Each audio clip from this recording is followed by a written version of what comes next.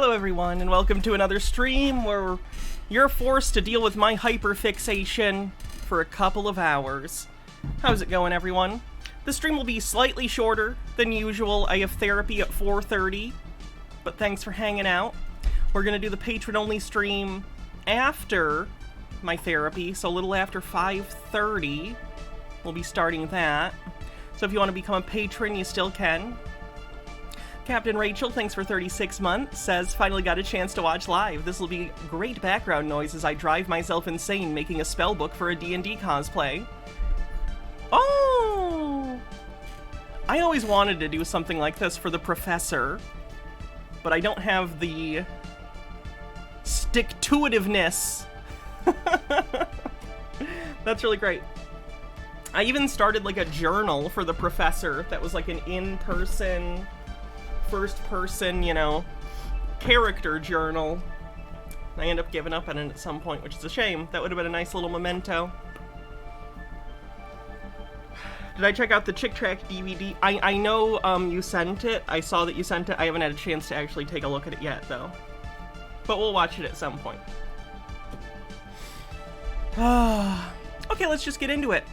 So, many of you, most of you probably, since I have a decent number of regular viewers and people that watch my VODs, you know that I've been kind of obsessed with the meme stock conspiracy theory community recently. And by that I mean people who are really into GameStop, Bed Bath & Beyond, AMC, Sears, stocks that at this point are entirely afloat based on cultic belief systems, basically. Regular viewers, us, Procagom, I think I've seen your name a time or two. Anyway, so yesterday what happened, I don't know if you guys remember, but the last goalposts that they moved to for Bed Bath & Beyond were Tuesday, yesterday, when there was a court hearing scheduled to either approve or deny Overstock.com's acquisition of the Bed Bath & Beyond trademark, IP, customer data, and web services. So basically the name Bed Bath & Beyond, as of yesterday, no longer, well, I should say this, I think the contract says they can use it until September, something like that, maybe October, but the sale was approved, so in September or so, the company currently known as Bed Bath & Beyond literally legally cannot call itself Bed Bath & Beyond, because the company's liquidating. All the stores are closing. Meme stock conspiracy theorists, of course, haven't let this get in the way of their crazy conspiracy theories about how Ryan Cohen's gonna show up and make them all millionaires inexplicably. So let's watch the Cope and talk about the conspiracies and the depths of human desperation to not admit fault when our ego is on the line. Bittergrin says, I've never watched this stream before. I don't believe you. I've seen you. I have evidence. It's in my brain. Everett GA, thanks for 15 months, says, thanks for being awesome. Been catching up on the VODs. The way you let that Doyle fan just show how disconnected all this his thinking was chef's kiss.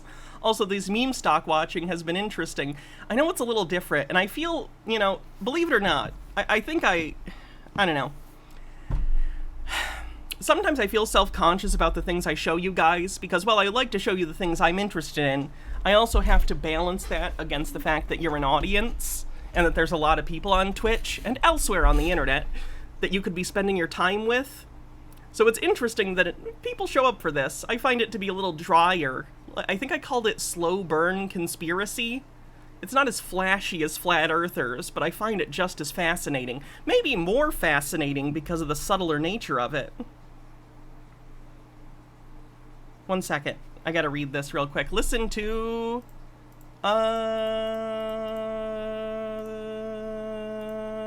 Rem Lazar, while I read this real quick. It's a message from my wife. Dr. Gamble with 50 bits says, how hyper-fixation works. Step 1, find thing. Step 2, tell everyone you know and don't know about the thing. Step 3, tell them about it 67 more times. 3, repeat for the next 3 months until you find something else to obsess over. 4, go back to step 2. Oh, thanks, Moxie Toxic. I appreciate it. Alright, let me read this real quick.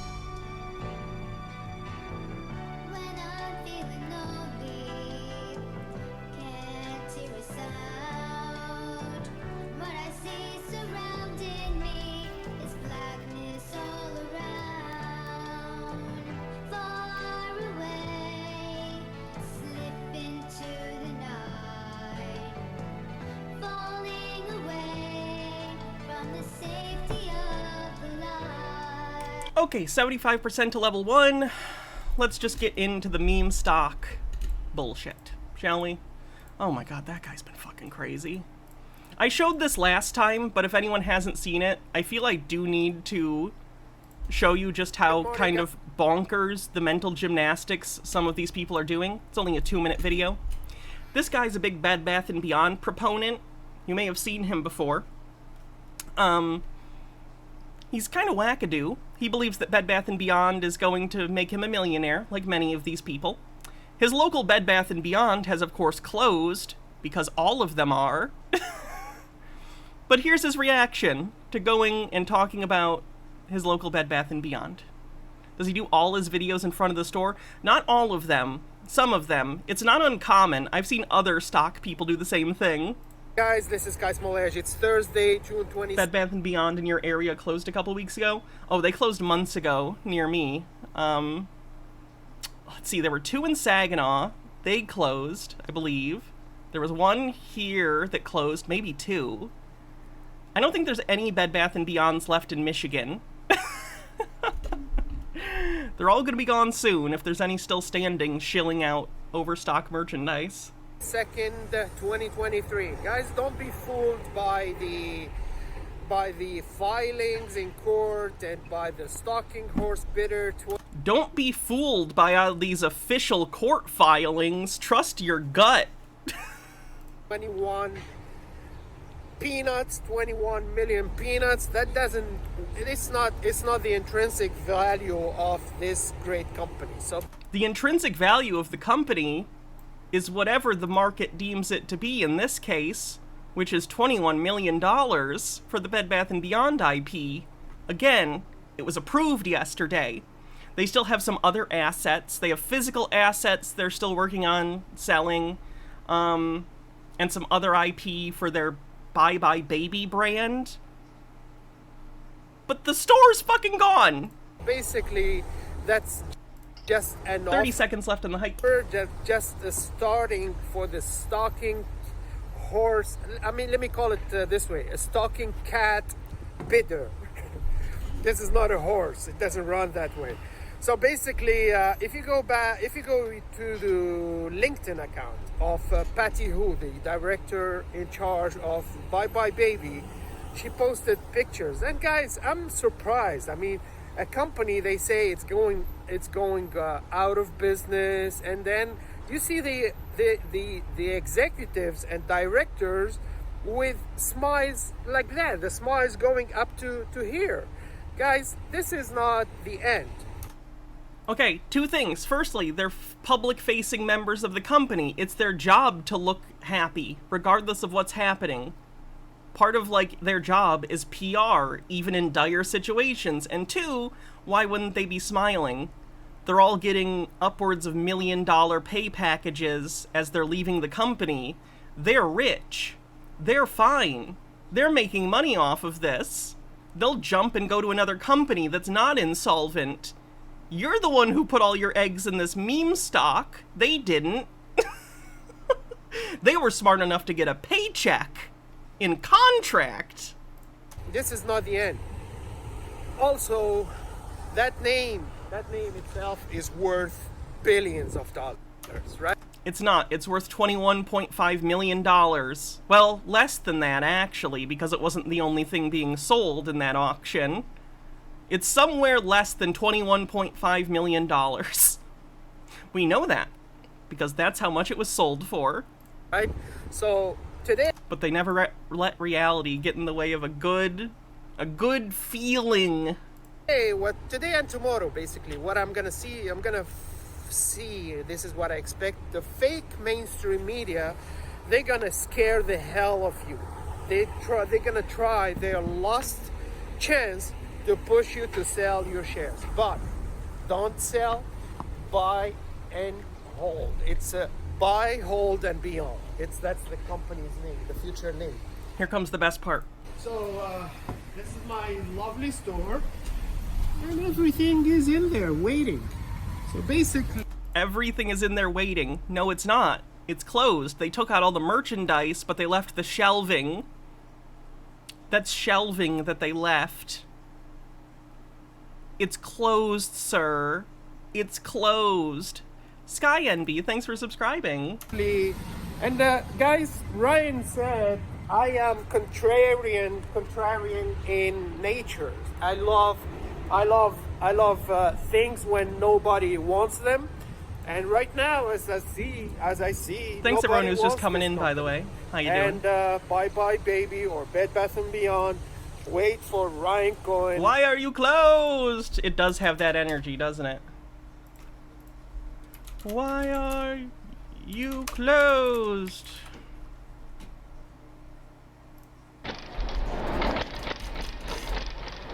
Why are you closed? Tell us why you're closed! Tell us why you're closed! Why are you closed? I want to go shopping in the Eaton Center! Why are you locked? Why are you closing your doors? Why are you closing your doors? He's gonna do something, guys. All right, cheers. Cheers, we're winning. Don't sell. It's a... We're winning, guys. We're big winning. Let's see how big they're winning right now. BBBYQ. The Q means they're bankrupt, for those who don't know. Let's see. They're down to 32 cents. Let's see where they were year to date.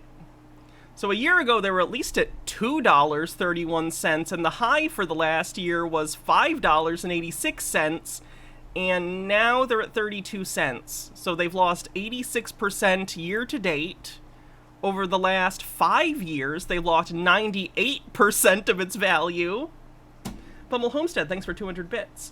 What's going on? Not much. We are looking at meme stock conspiracy theorists.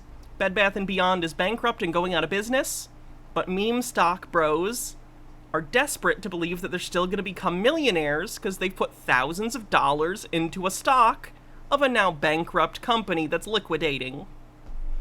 Bumble Homestead, thanks for 200 bits. Procagam says, Q, it's a signal, follow the plan. It is actually pretty funny. The irony isn't lost on me, or the humor isn't lost on me, that Q is also a part of this just because of how they label bankrupt stocks. You thought the BBBY meme died like 2 or 3 years ago when I used to look at Wall Street Bets? With the general Wall Street Bets community, yes. But the hardcore Bed Bath & Beyond people went off into their own subreddit and are still desperately hoping that they make money off of this. Same with GameStop people and AMC people. There are still tons of people still in on this, and they think they're gonna get rich. It's crazy.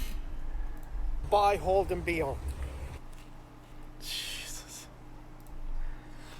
Let's see some other crazy stuff from this guy, shall we? Oh, is he in front of Bed Bath & Beyond again? Yeah, this is the store that's the same one that's out of business.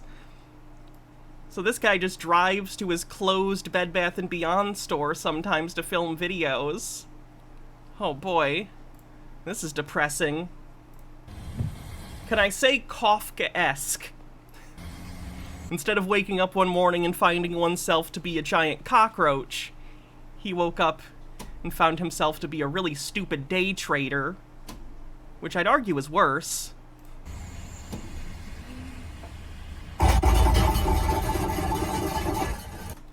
Is that the sound your car makes? To secure the promised land, Hydrate. the Israelites must defeat the Philistines.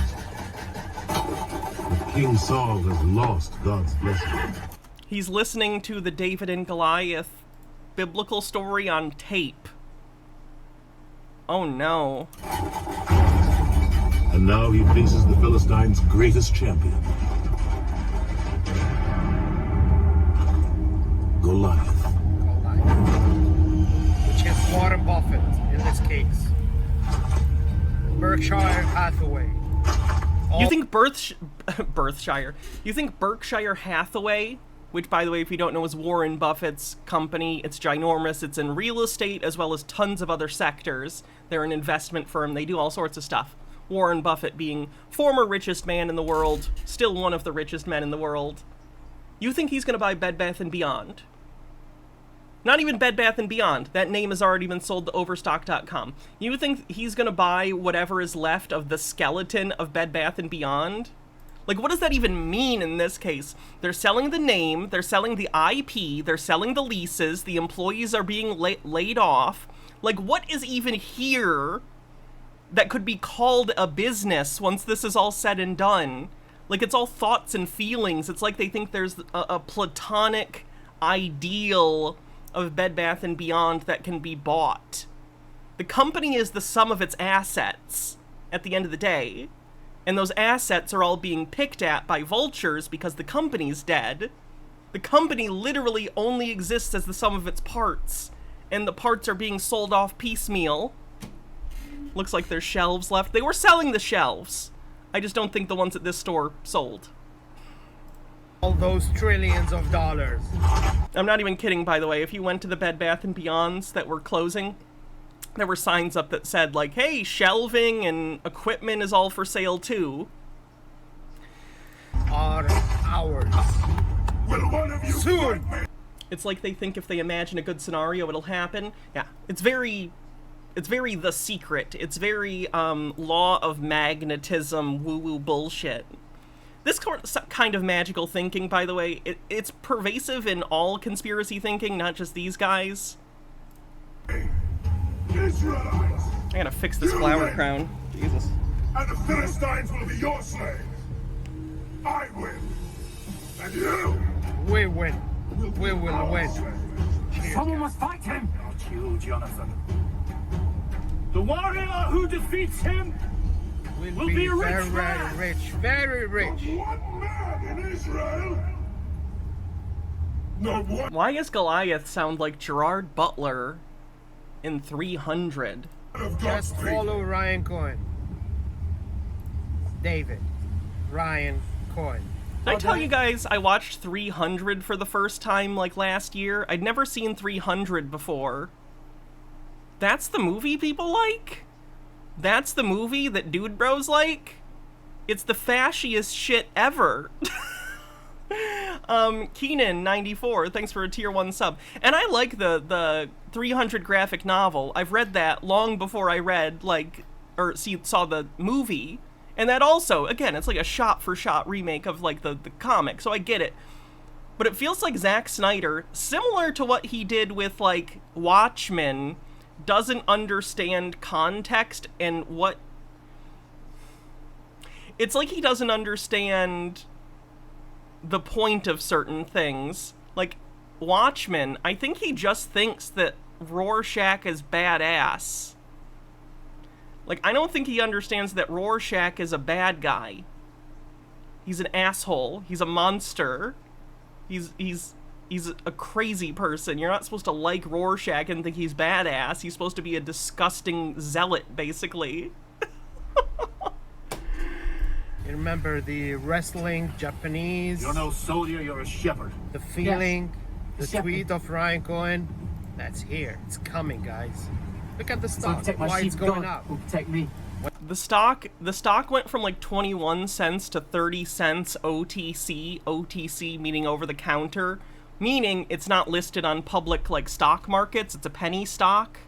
So you can't like go on Robinhood or an app and buy it. You can't really talk to your broker and easily buy it. You have to go through people who sell OTC. And that stock gets manipulated very easily because it's such low prices and there's less regulation surrounding it and less eyes on OTC in general. It gets manipulated all the time. This is literally what Jordan Belfort, the Wolf of Wall Street, went to prison for. One of the things he went to prison for. Manipulating penny stocks. It's a thing. When Ryan announced Penny stocks swing a lot, is basically what I'm trying to say. that But they take it as meaning it's gonna shoot to the moon. he's gonna go on a Where challenge is your wall. gun? The only good Zack Snyder film is Dawn of the Dead, and that's only because James Gunn wrote the script. I still haven't seen Zack Snyder's Dawn of the Dead. I am a huge fan of Romero's, original. I have Dawn of the Dead on 4K, Night of the Dead on 4K. Day of the Dead isn't on 4K yet, but I really like Dawn of the Dead. Great movie. Tom Savini, fucking excellent in it, and as always, beautiful special effects done by him, or rather, beautiful practical effects. The idea of Zack Snyder making a remake of that movie just makes me sad, and I can't get myself to sit down and watch it. Cashel Gladio says, red flags, people who like Rorschach unironically and people who watch Fight Club and think, man, that Tyler Durden guy knows what's up. Yeah. Against Warren Buffett. Kill it. Patrick. It sucks, too, because Fight Club's, like, a really good movie.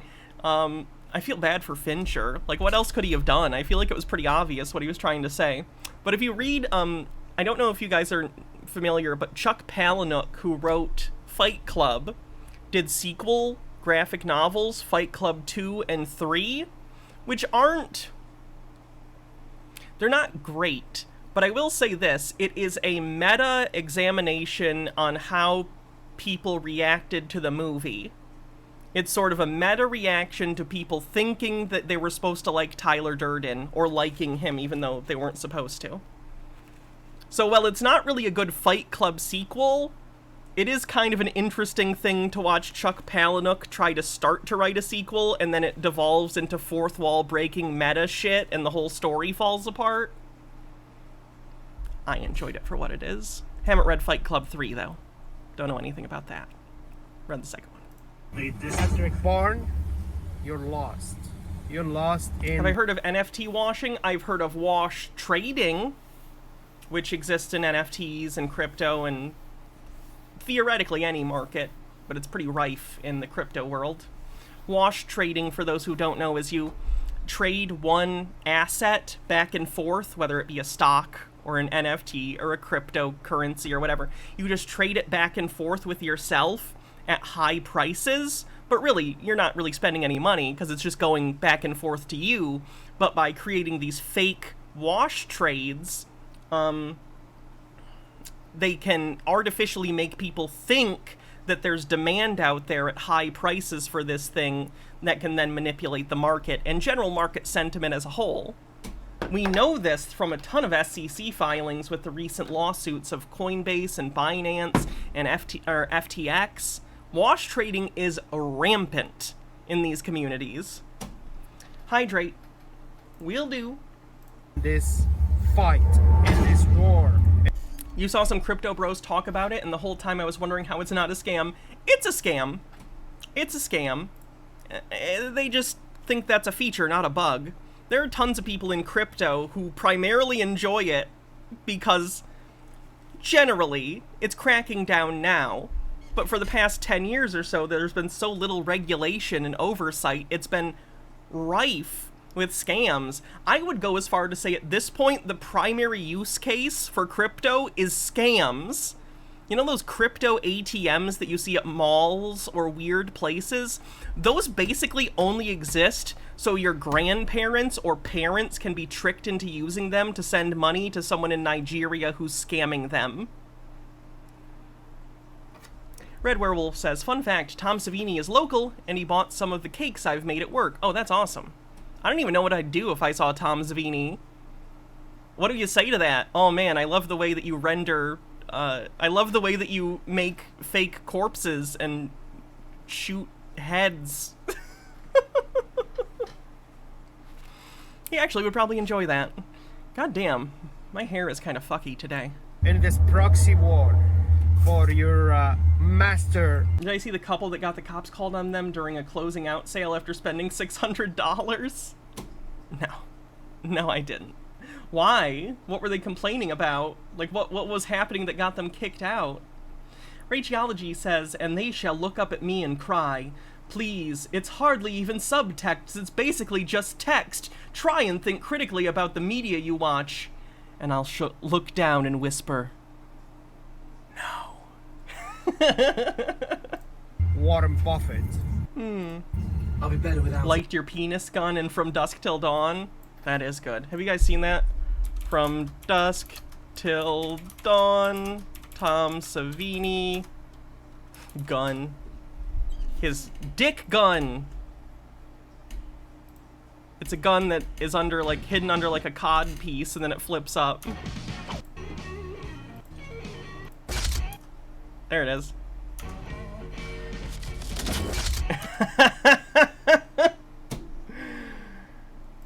I need to get From Dusk Till Dawn. By the way, the From Dusk Till Dawn vampires literally look like Buffy the Vampire Slayer vampires, but with a higher budget. Just putting that out there. The 90s had a pretty... 90s and early 2000s had a specific look for vampires, and it kind of looked like this. And I think a lot of it was inspired by Buffy. Unless you're Tom Cruise. Then you get to be sexy and be in a relationship with Brad Pitt. A stalking horse. Throwing biddies at me to watch this trailer? What is it? Oh, okay. Sure. I know Scream Factory put this out on 4K recently. I have no interest. He reused it in Machete Hey, too. Vivian. That's great. There's actually a movie for sale right now. I don't remember if it's through Vinegar Syndrome or Severin or who, but it's a movie that Tom Savini and other special effects people made in like the 70s or 80s. It was just a small independent film they made together, and the premise is they're effects people working on a horror movie, but someone starts actually killing people. The movie's called Effects. I've never seen it, but it looked pretty good. The trailer made it look like really fun, low budget, independent 70s gritty horror. Have I seen the Craven trailer? I have. It looks awful. And look, I can go back. I'm not even memeing about this shit. I don't want to hear it's Craven time. I don't want people to try and no. The Morbius thing was a one-off. At this point on, Sony should only feel disgusted at the material they're putting out. It's awful. Backwards. Let me see. Like, the Craven stuff wouldn't even fly at the height of the superhero trend. And it's winding down. You know? Familiar with people consider it a famous, like, oh, zombie outbreak opening. It's a good one. Don't care. Gets up and kills. Residents are advised to find a safe place and stay there. I'm already over. I can't even... Reminds you of Ghost Ship and 13 Ghosts. See, the thing is, I like those movies, which is weird. To me, those come off as cheesy B movies from the early 2000s, right? That have a very early 2000s style. This doesn't even seem like that to me. Those seem fun. This just seems annoying. That's Zack Snyder to me, though. He tries to be overly dark and overly serious. And not to say you shouldn't take Dawn of the Dead seriously, but just like, the original Dawn of the Dead had a pretty satirical streak, you know? It had plenty of levity, you know? Even if it was darkly so. Horse bid of $20 million in this company. Okay, let's see what else this guy's put out. I've been getting distracted.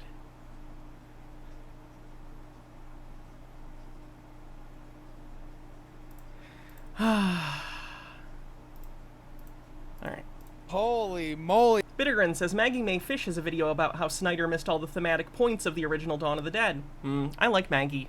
I haven't actually caught up with her stuff a lot recently, but I really like her video essay on RoboCop as a trans allegory. Like, I don't think it's the intent, obviously, but in terms of just, like, a queer theory interpretation of RoboCop, I enjoyed it. DM Trey, thanks for 38 months, says, crazy it feels like we just did Hannah stream too, Electric Boogaloo. Holy guys, talk Hey, Brent. about a crazy day for Bed Bath & Beyond stock today. My goodness. Zoom out! That looks impressive if you don't know what the price is. Sir, what's the y-axis? What's the y-axis, sir? So it went up around 40% on the day, and I believe 40%. It went up 10 cents. It's easy to go up 40% when your stock is only worth 20 cents. earlier when I made my previous Bed Bath & Beyond video, and honestly I wasn't planning on making another one, but the stock just went crazy today. But earlier it was up, I think around, what was it, 20%? When I made that video, I think it was at around 27-ish. It's like these people, and this is what's wild to me. One of the things that's wild, and I've compared this to cargo cults before for a good reason, okay? It's as if they have taken this, the literal, like, line of stock, right? The showing where the stock price is, and have completely divorced it. Typically the stock price, at least in theory, for normal stocks, should be glued to, like, the financial security, the actual stability and fundamentals of the business, Sure, hype cycles happen, but generally there's a return to the mean, right? At some point, reality knocks on your door and says, hey, the line that goes up, it has to actually mean something. The line eventually has to mean something, otherwise it's just a line.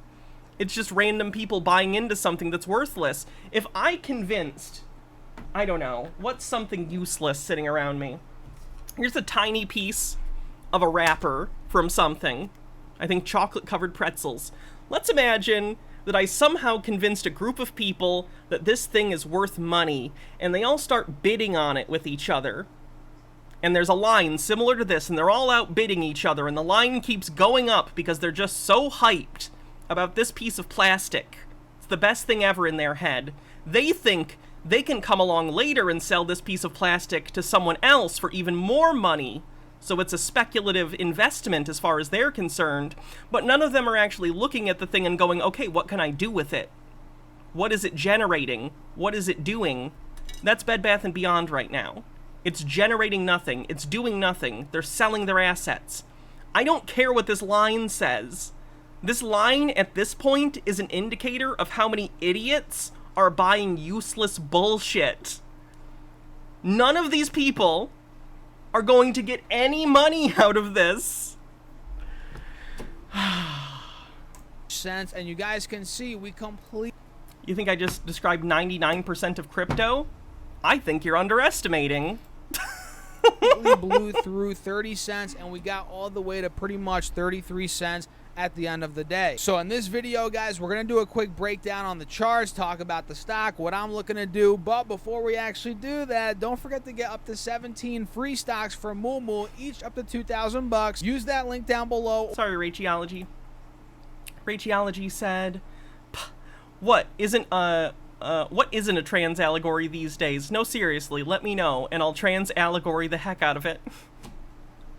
Peacockasaur with $3 says, for the piece of plastic, sold, unless there are any other bidders. Line goes up. You win. You won the market. Or go to StockSurfest.com/Moo. Is it delisted yet? It's delisted from the stock exchange. It's OTC, meaning over the counter, meaning you can buy it, but it's a bigger pain in the ass. You guys open up your account and fund it with at least $100. You get a free share of C3. Oh my god, I don't care about your scam app. To do that being today, when I make cheers, let's dive right into the video. So like I said earlier today, when I made my last video, I think Bed Bath & Beyond stock was at around 28, 27 cents, something like that, and we were talking about how we were digging our way into a triangle, right? We were pretty much pushing up into that 29, 30 cent resistance, which you guys can see. Is he going to unironically try to do 7 minutes of technical analysis without mentioning that the company is being sold off for parts? Is he capable of doing that? Because that would be pretty amazing. In a bad way. That was from, I believe, a couple weeks ago. Let me see here exactly when that was. Yeah, back from the end of May, early June is where we were around 29, 30 cents. We got rejected there. And now, well, look, guys, lo and behold, we are completely breaking out of that point, 30 cents. So we failed there earlier in the day at around 11 a.m. on the East Coast, again at around noon on the East Coast, and then right around let's see, what time was that? 3 p.m. on the East Coast. Power hour, right when that started, we ended up running right through it. Actually, about 20, 30 minutes, pretty much midway through power hour, that's where BBBYQ really started to take off. It was at around 29, 30 cents. We broke right through 30 cents, and we ran all the way up to 33 cents. I see the line went up. Are you going to say anything about why you think this happened? Or you're just going to be like, look, line went up, but I'm going to say a lot of words about it, so I can get to 8 minutes and play an ad. Logarth, thanks for 37 months. Thanks, guys. So in the wow, 3 years. God damn. The second half of power hour, this stock gained around 10.5%, 11%. Then we pulled back a little bit into close. You can see it went from 33 cents down to around 31, 32 cents, and we closed up almost 9 cents on the day, up 39.09% to be exact, but we're going to round it up to 40% because that sounds even better. So, guys, do I think he believes it or it's just grifting? I haven't seen enough of this guy to know for sure. I think at this point, he's probably having, at minimum, doubts. But he has sponsorships, clearly, and he has viewers, at least enough that he has sponsorships, apparently. He has 28,000 subscribers. On some level, he knows that he has to keep doing this. It wouldn't surprise me if he at least has doubts at this point. This is very... In fairness, I think this guy covers multiple meme stocks, too. It's not just Bed Bath & Beyond. So at least he's got other meme stocks and bullshit to talk about, I guess, but... Again, we have the triangle playing out. To those are all going to end the same way eventually. It's just a matter of time. Upside, we're above the moving averages. We have a golden cross on the intraday. That's great. And here on the 5-day, 5-minute, we're above, obviously, the highs from yesterday, the day before that, day before that, day before that, day before that. So in other words, we're at a multi-day high. And let me see here. If I pull up the 10-day chart, let's see what that's looking like. 10-day chart. Oh, look at that. We're also... Zoom out. Do a 1 month, do a 2 month, do a 3 month, do a 20 year. Let's see how that looks. It's down. But a high on this time frame. You guys can see again, we're above the highs from the last week, and now we're actually getting close to pretty much a 3-week high on BBBYQ, guys. And on the 20-day chart, now we're actually filling this gap that we also talked about in my last video, which is why you guys have to pay attention to the videos. Hit that subscribe button, hit that notification bell, and keep up with these videos, guys. First name bunch of numbers says 50% cope, 50% grift, 100% depressing to watch. Oh, we haven't even gotten to the depressing stream yet. Because we talk about these stocks, and there's a reason why we cover... Like, there's a chance this guy is a grifter and knows this is bullshit. Let's even just jump over right now, because we only have like an hour, 20 minutes until I have to jump off for therapy. So let's jump into the most depressing stock analysis show on the internet. Again, this was done last night.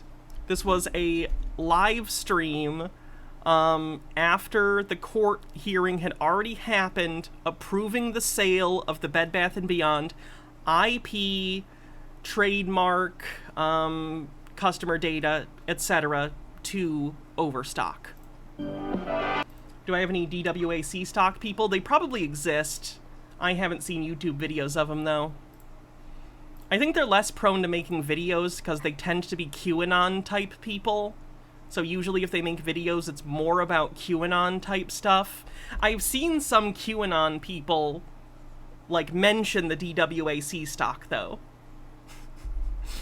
But they tend to view it as a small piece of a larger Trump conspiracy. It's a whole thing. Hey, what's going on? It's great to fucking see you guys, man. Oh, by the way, I told Peter, speaking of QAnon people, I was talking to Peter, and I mentioned, like, hey, Peter, I'm worried about you. Hope you're doing all right. And he told me, his response was like, I'm worried about you, too. It's going to be pretty hard to function with the mark of the beast. He thinks I've taken the mark of the beast, apparently. So Peter's doing great. The fuck you been? I genuinely am concerned about him, by the way. Very. But what am I going to do about it? And we had another great fucking day. Some dockets came in as well, man. So he did say he'll get back with me to schedule an interview sometime this year, though, so... You know, it was a great day, especially, man, if you got to catch that fucking court case. Holy cow, man. Again, this is the court case in which Bed Bath & Beyond, the company name and IP, was sold. He thinks it's great, though, for the future of his Bed Bath & Beyond stock. Wow.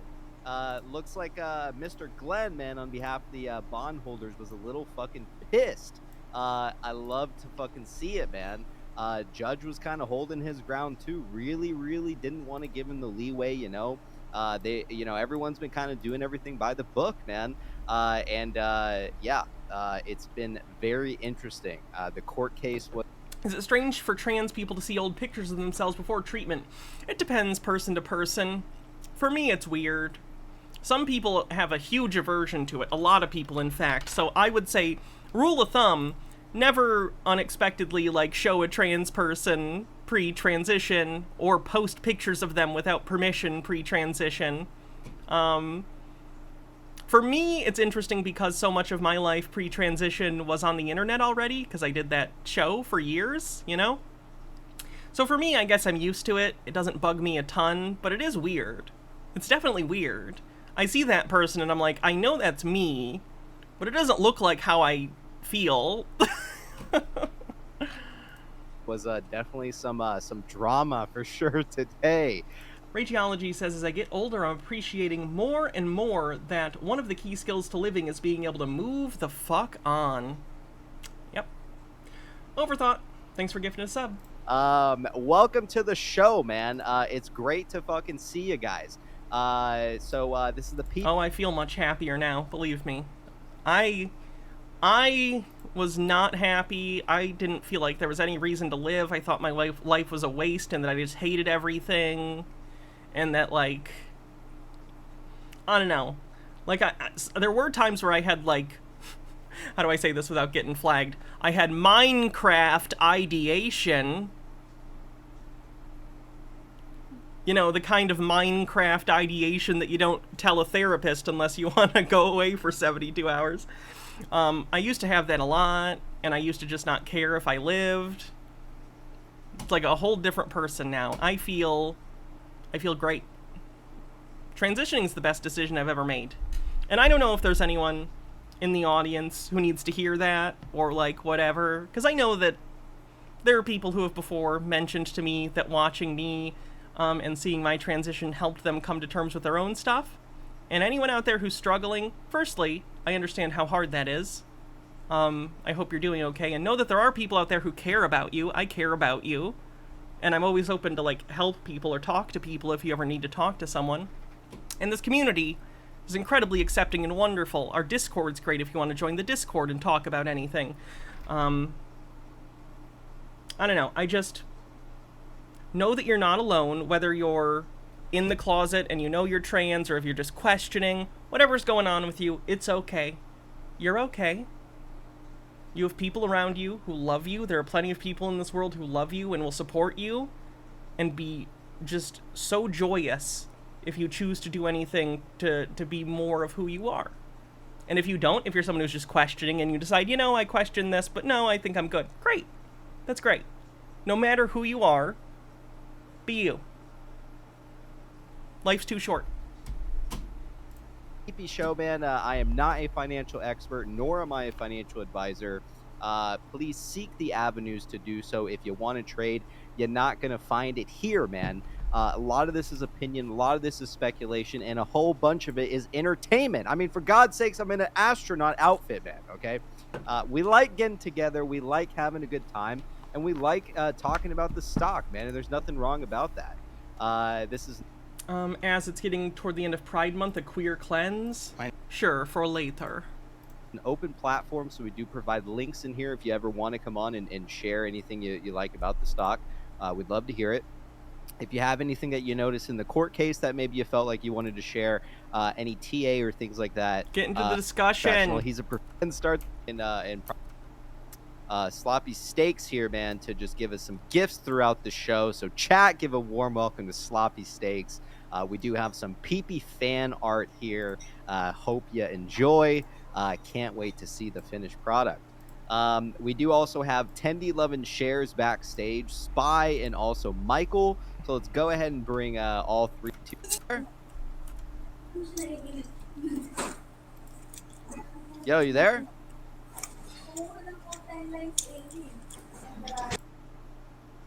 If someone else did cover that, because I do want to catch up on that. All right, sounds good. We do have 1011 shares back here. Let's go ahead and bring... Oh my god, bring everyone in. We get it. Encompass all the necessary stages and elements. I should have bookmarked places in this when I watched this yesterday, so I could easily show you sections. You're like, oh shit, here comes with some 503CB first every year. Okay, I know they were going to read this post from the subreddit, and I know that was pretty crazy. On the whole deal is keeping those reserves kind of hook, line, and sinker to the progression of the case. Right. We have a post here from O'Cardy. Again, I feel like I'm saying this a lot, but it boggles my mind. I have to reiterate this because apparently someone needs to tell these people. Bed Bath & Beyond is a defunct company. They sold their IP. They're dead. They're dead, Jim. There's nothing left. They're not a company really anymore, as much as they're just selling off all the hunks of a previous company. Your stock is worthless. The company is dead. It's a zombie stock. It's undead. And it's a small TLDR of the court hearing from today. So for those who don't use Reddit and stuff like that, we will go ahead and give you the TLDR from this user here. We got a $10 tip from Slobo. Appreciate the tip, man. Pair character rolling on the floor laughing. Love it. Also appreciate to the few guys who tipped before the show started. Are there Bed Bath & Beyonds in defunct land? Michael Eisner is working on opening a Bed Bath & Beyond Paris, and he assures us this will be great for shareholders. We'll be sure to cover those tips towards the end. That's both a stock and theme park joke. God damn. I appreciate the love. My goal as someone who is on the internet is to make jokes that the fewest amount of people get, but it's very funny to them because it's niche. I'm trying to concentrate humor down to the smallest form, and I can give it to one person. Not gonna dilute my genius for you people. Why do you people fucking watch me? MH Dark Beast says, I've mentioned before that after all my family died, after like 5 years, I fell into the Chud crowd, Sargon and his ilk. But thankfully, I was still watching Bible Reloaded, and you and Jake dragged me back to my senses. While I was a chud, I got tons of shit for being uninterested in sex, but Jake and your communities has made me accept being ace and validated me. So much love to everyone in this community. Well, I'm really glad. I'm glad that you're able to get pulled back, and I'm sorry that during a time when you were vulnerable, right-wing people took advantage of you and used that vulnerability to pull you down a rabbit hole. Tea Time T says, thank you, Hannah, for filling the niche of extremely specific jokes left by MST3K. Man, appreciate the support of the show. All right, so let's go ahead and read off this TLDR, and if you guys have any opinions, feel free to jump in at any time. Disclaimer, as a non-native English speaker, I could have understood something wrong. Feel free to correct some of these bullet points. All people working for Bed Bath Chapter 11 are extremely motivated, and they are giving 150% to get the turnaround. I enjoy the passion of all speakers. My opinion. There's no turnaround. They're working very hard to get this bankruptcy over so they can get fucking paid and move on to their next job. Their next corporate gig. They are not worried about turning Bed Bath & Beyond into a profitable business at this point. It's just selling it. Overstock won, but we have a buyer beyond our expectations, so the package seems to be better than we all know. We have 2 safe backup bidders. Some of the bondholders want to fuck Bed Bath & Beyond because they are scared that they will get nothing in the end. Why are these guys obsessed with Bed Bath & Beyond? Is it a grift? For some people, it's a grift. These guys are true believers.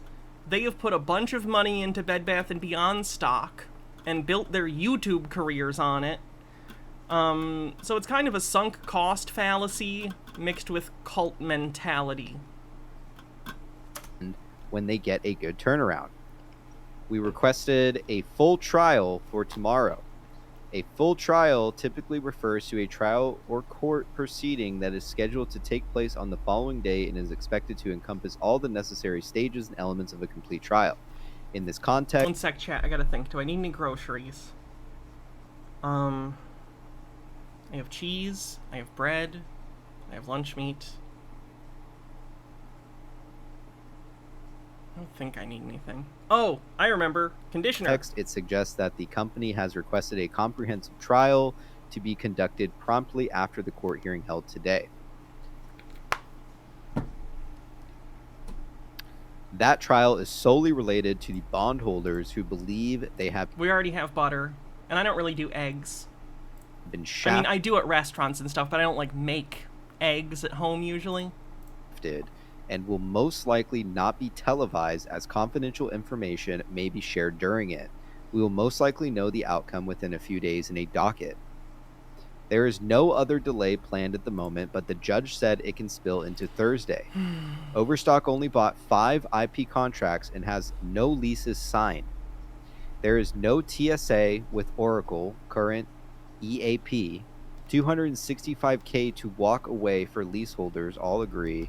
Another lease termination, warehouse and CA, 5 milli and 9 mil LC will be canceled. Source, hearing, and some good summary. You're confused as to why these guys seem to think there's still going to be a business when the company has already been split up.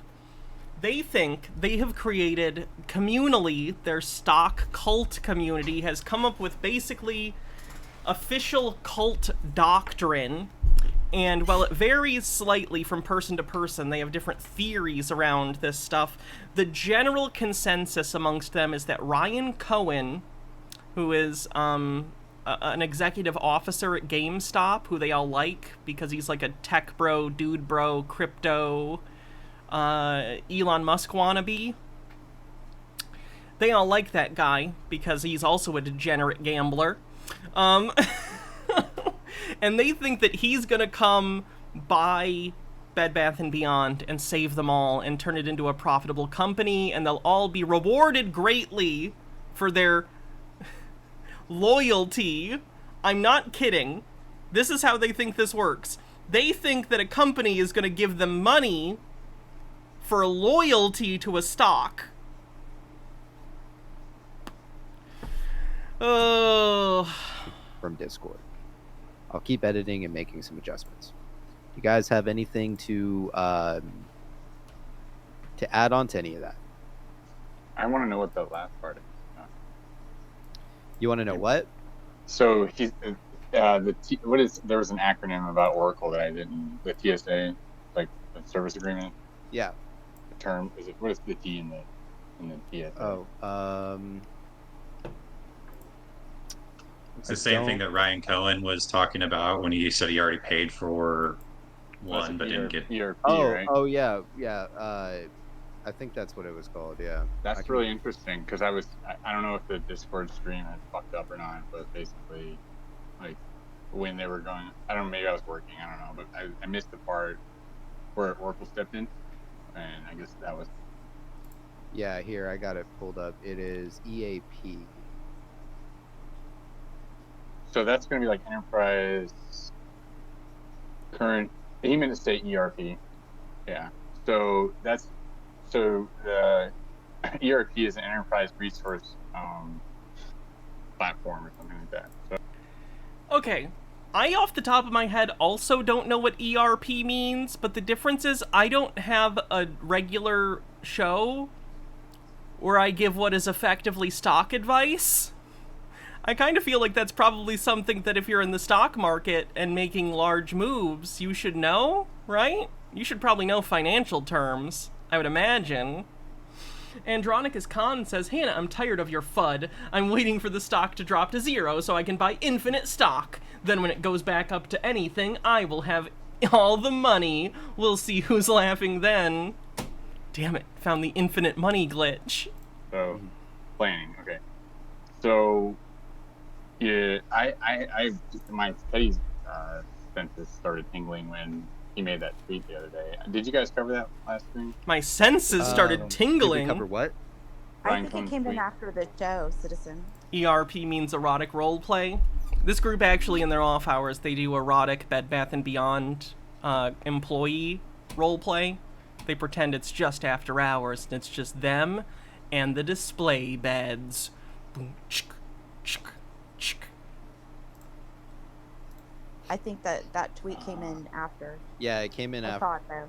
Yeah. And Ryan Cohen is watching the whole time. Yeah, we didn't cover it, but we'd love to. Yeah, let's get into it. Citizen, tell us. Yeah, let's hear it. Yeah, so I got on a space call with a bunch of GME elitists, and I just listened for a while, and they're so fucking clueless. Like they're not that clueless. They know a lot about the process, and apparently, currently, they picked up SAP for their ERP GameStop. How much to get me to do the voiceover for a Bed Bath & Beyond erotica? $20. So it was part of their Dahlia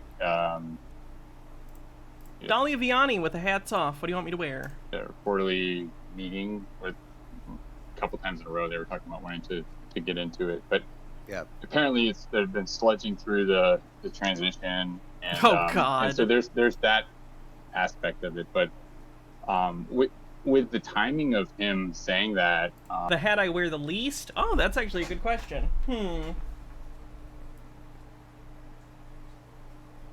You know, I think I've only worn this once. So I guess Burger King? Burger King crown?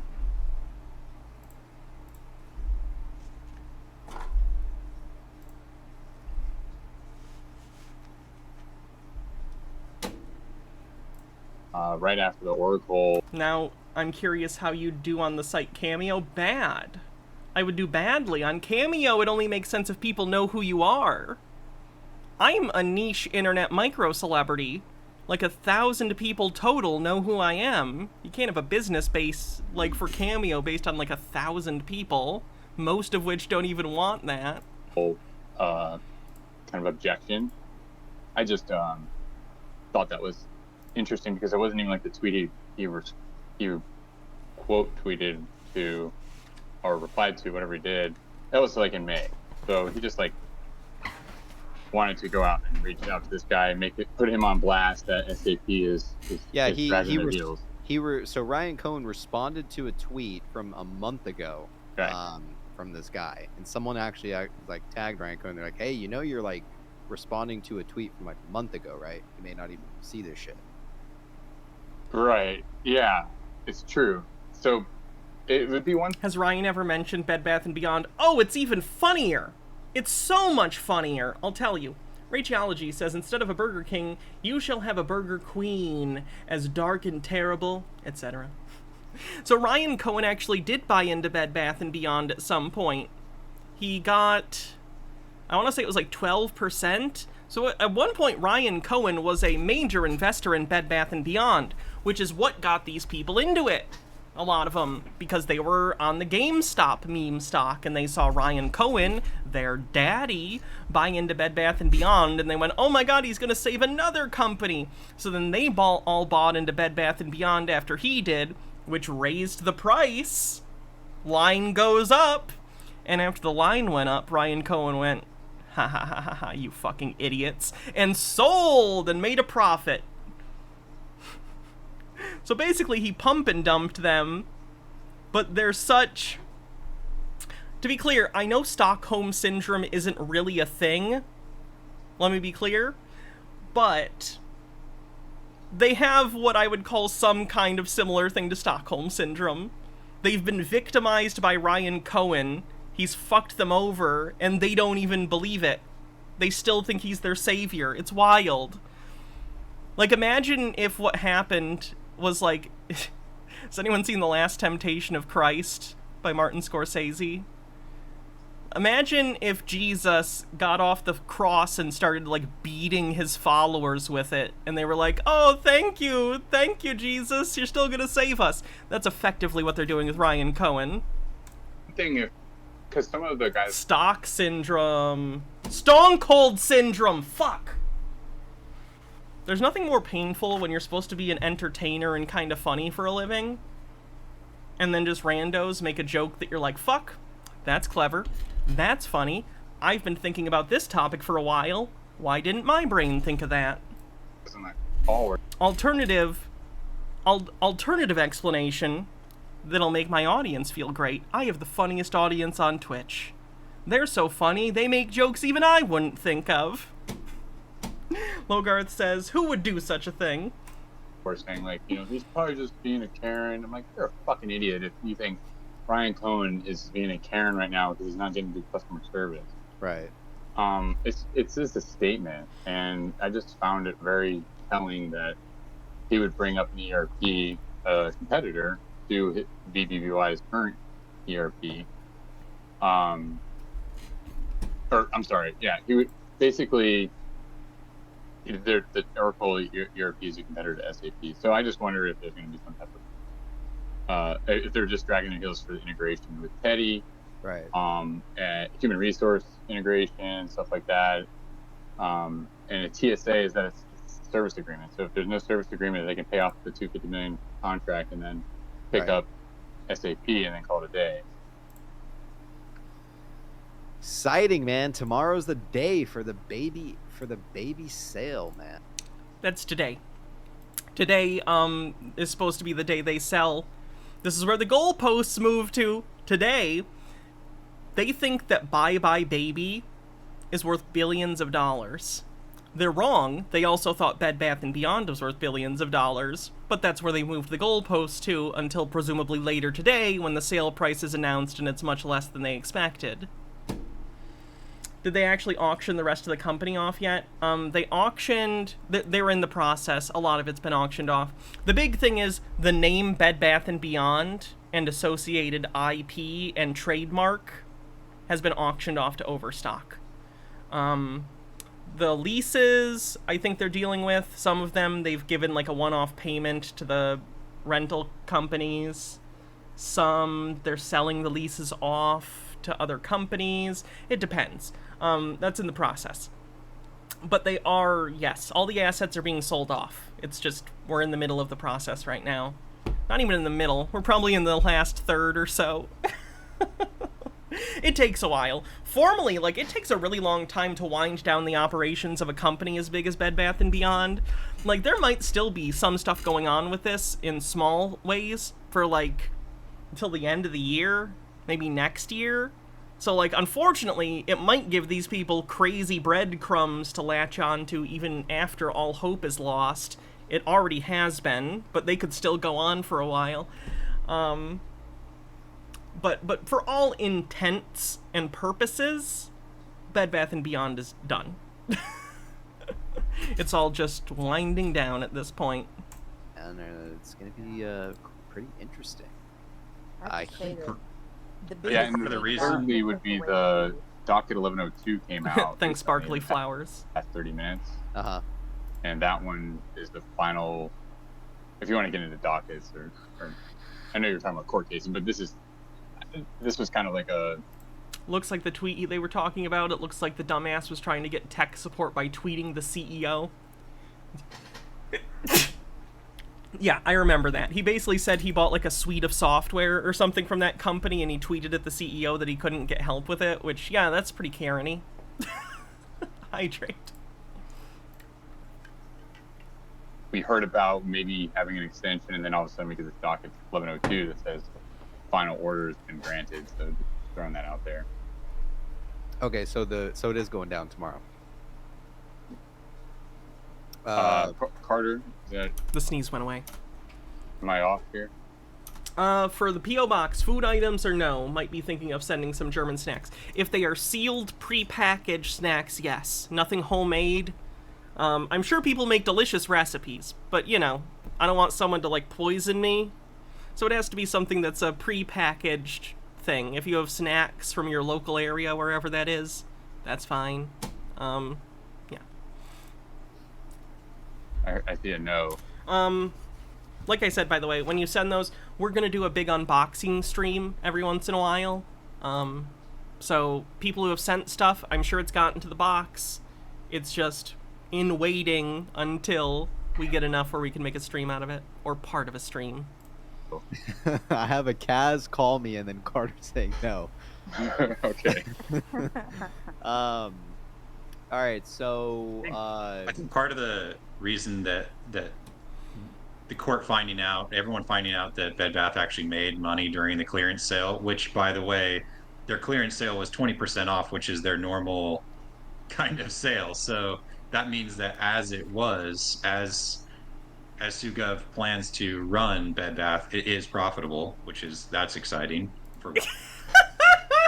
Is the prospect of running a company and making money, is that exciting to you as a shareholder?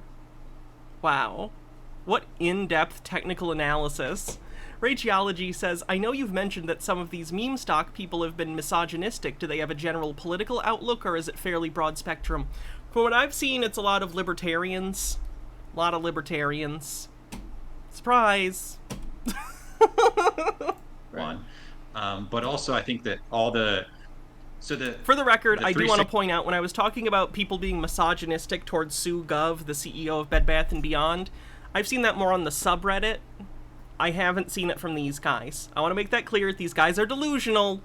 but I have not seen them be misogynistic towards SuGov. So I just want to be clear, I wasn't talking about them when I said the misogyny thing. 6'3" in this. They may be, I genuinely don't know, but I've seen no evidence of it.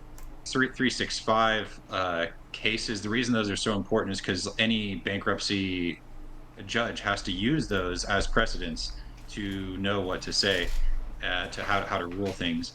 And so all the landlords wanted to get their hands on money. They're like, oh, there's more money, like we want to have a petition. And so yes, they're secured creditors. They can do that. Bed Bath tried to go through and just say, look, this is how much we're going to offer you as this is what it's worth. And there was one, I was reading one docket from today. You dated a dude who was big into meme stock stuff? How did that go? In New Jersey. Have I been keeping up with the XRP case? No. What about it? They're like, well, I don't know anything about it, for the record, if you want to fill me in. Haven't even looked through. We want to get an engineer to go in to see if there's anything wrong with the building, to add even more damages. And it's like really weird because it's nitpicky. Like Bed Bath was offering $50,000 and they wanted $100,000. And like, it's just like the court has to deal with all those people, and like, they're kind of dumb, because if they were smart, well, they wouldn't waste, more than $100,000 on lawyers to try and get an extra $50,000. Right. They could have just taken that $50,000, bought some Bed Bath, and they would have already doubled up their money if they would have just done that earlier. That's legit one of the stupidest things I've ever heard. He just said, all these people that Bed Bath & Beyond owes money to, why didn't they just buy Bed Bath & Beyond stock? Probably because they recognize that a company that can't even pay its bills probably doesn't have a future. Interesting that you don't see that, and you're calling them stupid for trying to get as much money as they can out of the bankruptcy. Meanwhile, you're continually buying into the company that's dead. Alright? Alright? Well, yeah, and you know what? That actually just reminded me. Can we comment on the fact that Glenn said that it is a systematic risk for this company to not go through liquidation? I mean, that's like that's a pretty big fucking statement in my opinion. I don't even know if that was supposed to even be said in court. Wow, a systematic risk unless they liquidate this company. And he was fighting, man, for saying that he was fighting with the judge, man, saying this is a liquidation, right? Because it is. I think the judge was getting fed up nuts, with him too, because he was ill-prepared. He came, just looked like a complete idiot. They were trying to get him to, basically state, what is it that you need? What is it that you want from us? And he was trying to say there was more cash. Oh, they're all the delusional one. PP Seeds is the host. He's the main host, but they're all delusional. On hand, that he was kind of alluding that they were hiding it from him. And I can't remember the guy's name from Kirkland, stood up and was like, hey, I take offense to that. Or, he kind of said, yeah, no, well, he was pointing fingers, he's saying, well, the debtors are not giving us this and that, and it's like, the guy's like, I don't even know you, like, quite literally, like, this is fucking, this is nuts, like, man, okay? Yeah. I think he might just want to, I think he might just want, he bought cheap bonds that were for like, 20-year maturation time, and then just wants to cash out on them right now. It's like, yeah, something's off. I mean, how do you use... Okay, so they're mad that someone who bought 20-year bonds in Bed Bath & Beyond wants to get their money because the company's closing, but they also want money. You're in a very similar situation, guys. You just don't realize it. You both invested in a company that is now dead. The bond guy just realizes it and is desperately trying to get anything back he can. You're not even doing that because you don't even seem to know what's happening. The 2024 bonds. Yeah, so that's going to be those are the guys that. Oh yeah. my god, a year before the bonds maturated, too.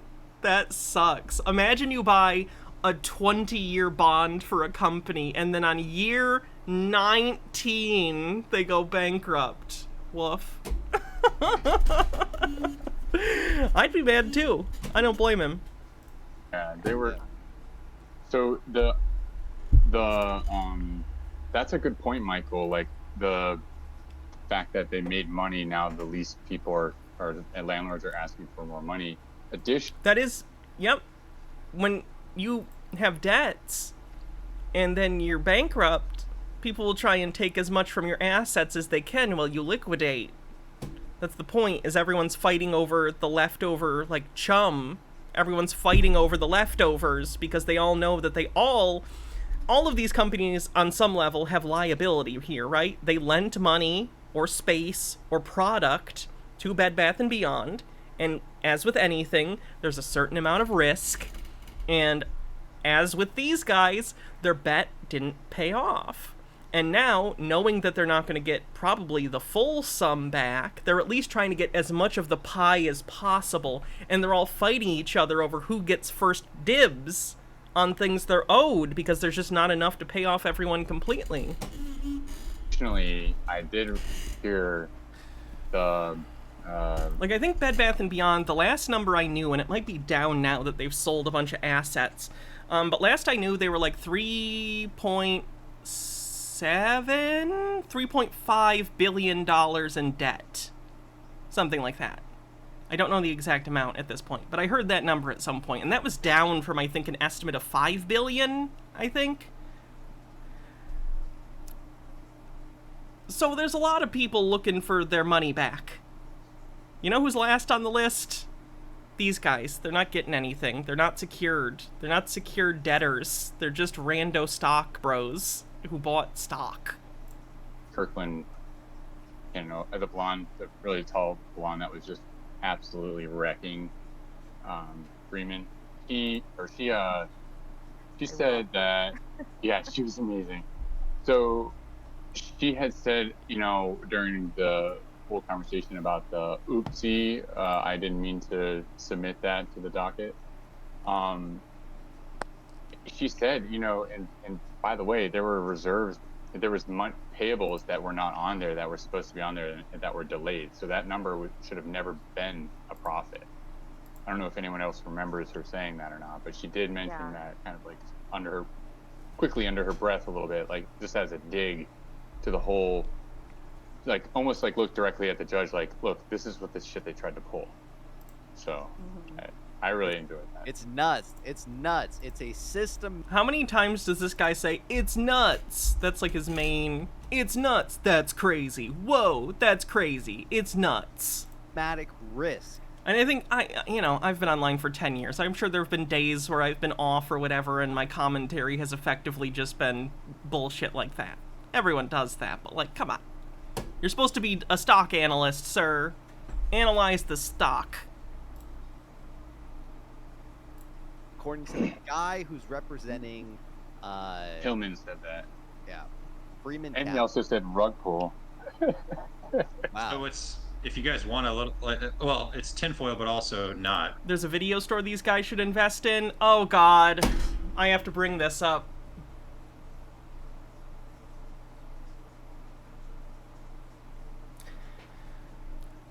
Some of the conspiracy theories that these guys are involved in include Blockbuster coming back.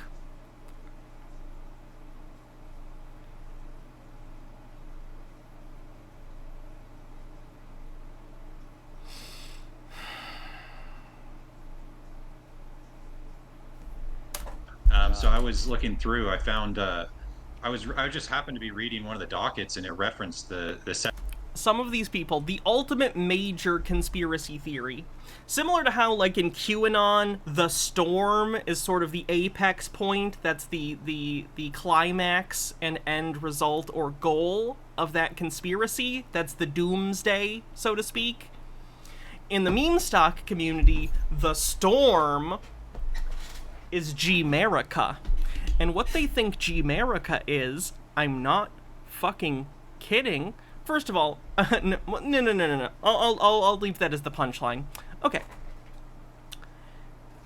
They believe that Ryan Cohen at GameStop is going to merge GameStop, Bed Bath & Beyond, AMC, and Blockbuster.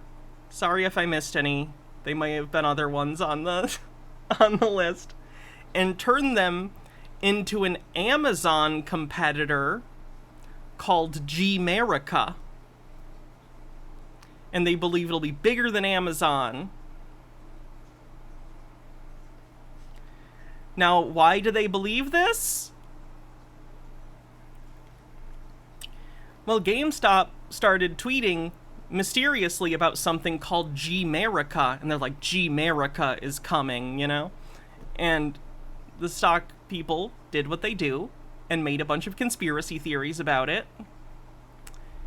And then it was revealed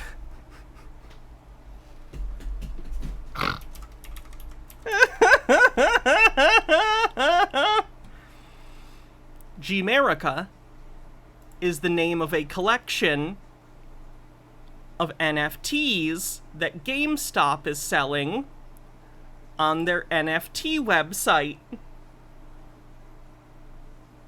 So it's not a giant merger, but anyway, this has not stopped a lot of conspiracy theorists in the community from still believing that G-Merica, the Amazon competitor, is going to be a thing.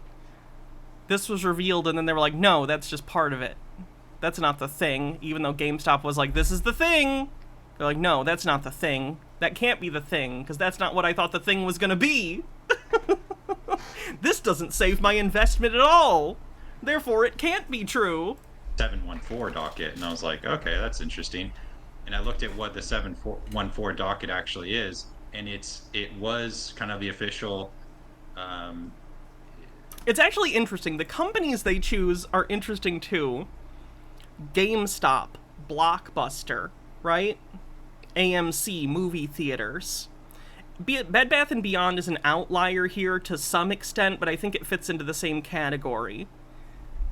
These people, I think, are deeply unsatisfied with their lives for some reason or another, and I think a contributing factor to their dedication to these stocks has to do with literal nostalgia that they feel for some of these companies. Blockbuster and GameStop being the main two. AMC could also be one. Bed Bath & Beyond, you could argue, because it's, you know, it's a home goods store. I think we all walked through those with our parents at one time or another, but that I mostly attribute to being a tumor on the side of the GameStop stock stuff after Ryan Cohen bought into Bed Bath & Beyond. It's a narrative in which the new world will be swept away, and the old world, and by old world I mean like the 1980s, 1990s, because that's what they're nostalgic for, because that's their youth. And all of a sudden, Ryan Cohen and these horsemen of these people's childhood will come riding in, Blockbuster, GameStop, AMC, and they'll make everything fun and good again, and they'll make money, and the world will be right. Like, when you spell out when you really, like, break down what they believe, it becomes pretty clear what's going on here. They're deeply unsatisfied with their lives or the state of the world, which you can have justified reasons for, but instead of actually looking at those things and saying, hey, are there structural issues here that are causing these problems? Why is my life materially worse than my parents' lives at the same time that they were my age? Instead of that, they fall into conspiracy. It's hard to make real change. It's hard to see huge structural problems when you're one person and your individual agency doesn't allow you to make substantial change to that giant monolith that is societal problems.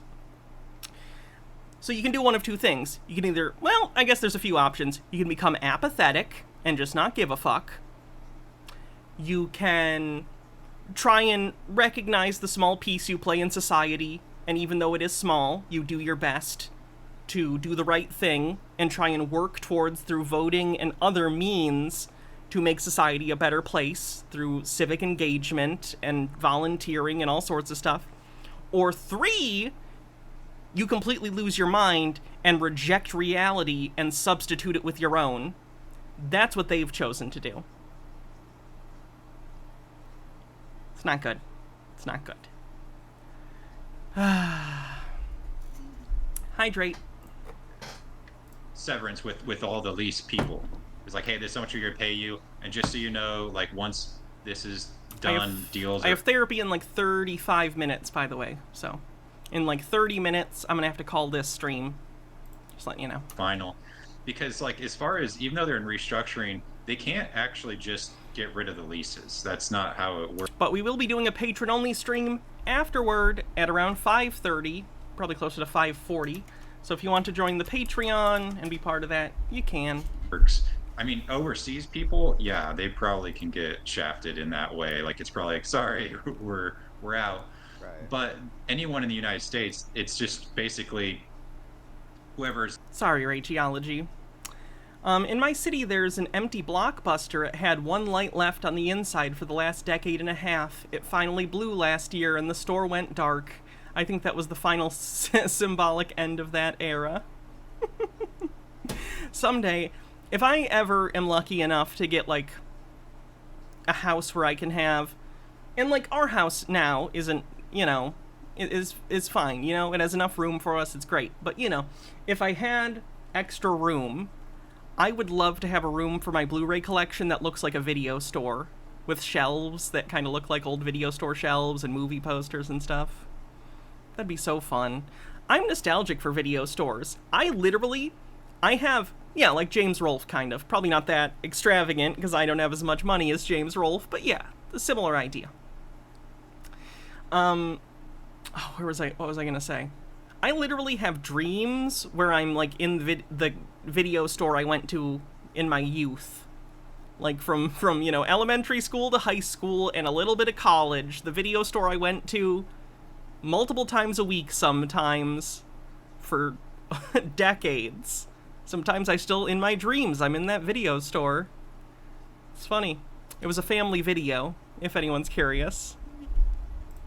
Lawyers and whatnot, and so they have to, they try to balance it out. 363. I should say, the difference between me and people like this is, while I have nostalgia for that thing, I also recognize why it isn't a thing anymore, and I'm an adult, and I can cope with change in an appropriate way.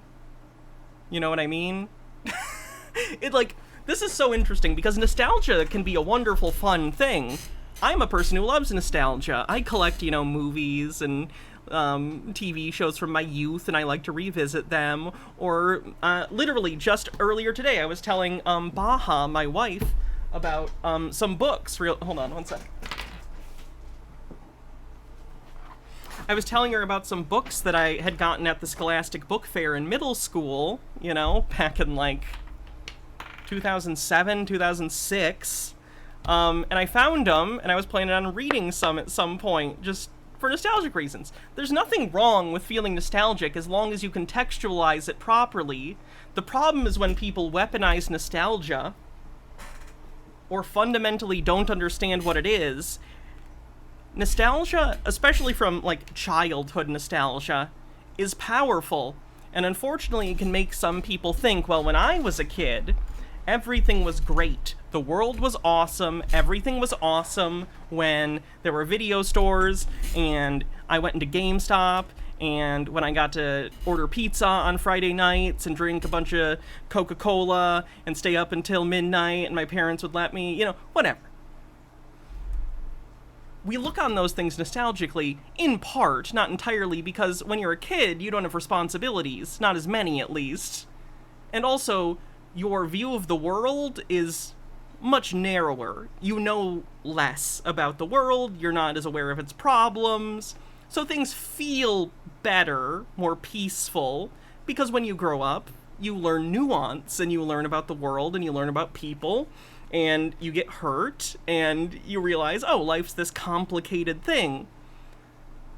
Nostalgia can be a fun escape every once in a while, remembering a simpler time, as long as you remember The time wasn't simpler. You were. It wasn't the time. The 90s had problems all over the place, as did the 80s. Every decade does. The times weren't simpler. You were. You're not nostalgic for that era. You're nostalgic for being an age where you weren't as aware of the reality and nuance of the world, when things were new and fresh. And that time is different for everyone. There are children today who experience that, and in 30 years, they're going to be nostalgic for today. Always understand that. Breachiology says, I think being queer really helps you avoid these things were better when I was younger, because no, they weren't. Not for me. And Breachiology says, just open an actual video store. Who cares if anyone actually rents anything? It'll just be you and 5 other people who still watch it, which sounds like a fun time. I'm not even joking. If let's say something crazy happened and I became rich. Let's say I win the Mega Millions jackpot and it's like over $1 billion and I just have an insane amount of money. First of all, obviously, I'm going to donate a ton of it. All that jazz.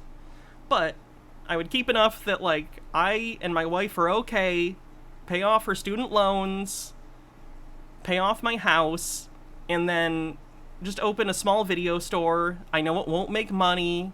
I just want it to, like, hang out at, meet other people who like the hobby. I don't know. Have something in the community that people can go to and, you know, rent things. I don't know. It was more for and I would probably have to rent like Blu-ray players and DVD players pretty cheap, because I understand a lot of people don't have those anymore. But that would be a loss leader, because I don't plan on making money anyway. I'd be like, here, $5, rent this DVD player. The companies and 365 was more for the landlords, and so they're supposed to balance each other out, because the landlords want, if you leave, say you just put in like a Halloween costume shop or whatever, or Spirit Halloween or whatever, it lowers the value of all the other companies in that market, or that and so they're all going to complain, and they're all going to want to pay less rent, and they're all in like kind of this fluid contract of like they pay rent according to how much they profit and how much they don't. And so the landlords really don't want a company like Bed Bath. From Reddit mostly, but picking up a lot of OT. I know it makes me think that there's a lot more. Because seeing those things happens. All right, right on. You heard it from Tendy. Thanks for coming on the show. All right.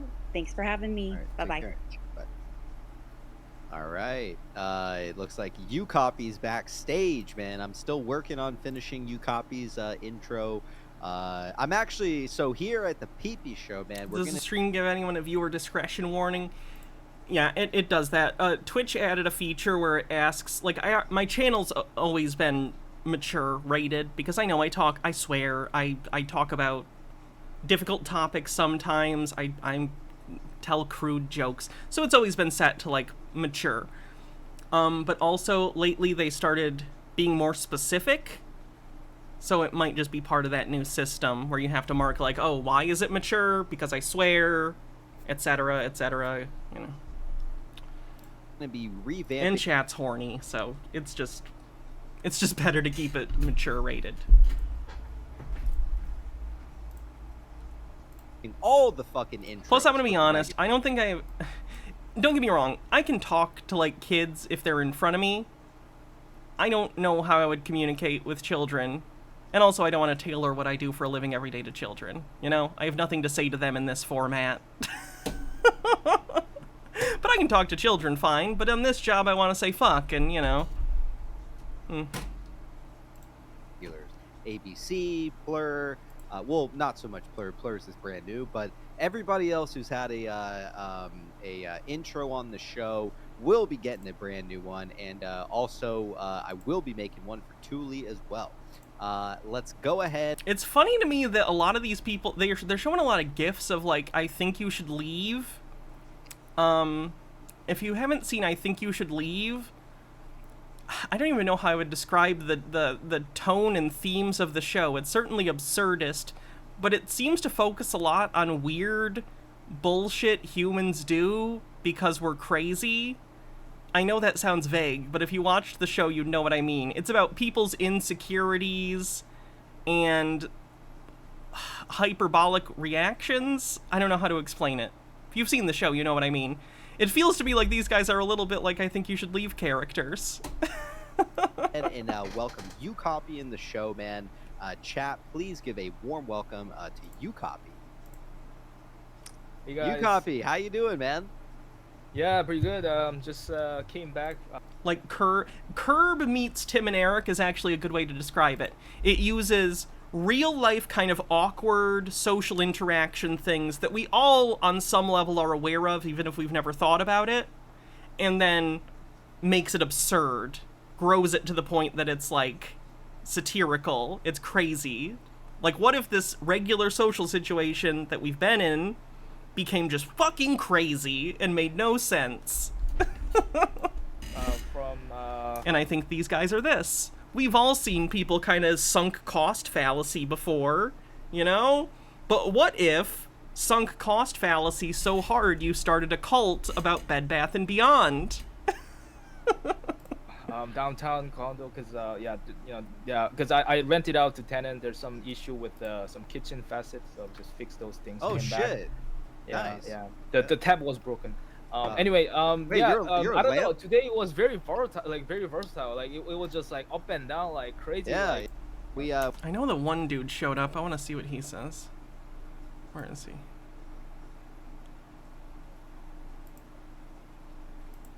Oh, I thought he did. Maybe he doesn't show up on this one. Okay, we don't have a ton of time left, so I'm done with the Bed Bath & Beyond thing for right now. I did want to go to this because this is funny. This guy is a GameStop stock guy, and he is so fucking salty about this. So he's still in the GameStop thing, rather. Similar situation to Bed Bath & Beyond. These guys actually made money off of the actual short squeeze that happened in 2021. You guys probably remember that. So they actually did make millions of dollars. And now a movie's getting made about the situation with, like, these guys. People like this, who's the guy reacting to it over there, is salty because these guys actually made money and knew what was going on, and then people like this became grifters based on the backs of this, and he's mad that they're pointing out that it's over, there's not going to be any other short squeeze because it already happened, and he's going, no, fuck you, you're wrong. He's so salty about it. First name bunch of numbers says, totally unrelated to the subject of nostalgia having a bit of a dark side. Did you see this tweet the other day? Yeah, I saw that. I was actually thinking about that when I was talking about it. Alright guys, so we're going to listen to this clip here from Dumb Money TV. Just so happens to have the same name as Dumb Money the movie, so... I don't think it's a coincidence. I think that's on purpose. These are three guys who, well, two of them were part of GameStop on the previous run-up.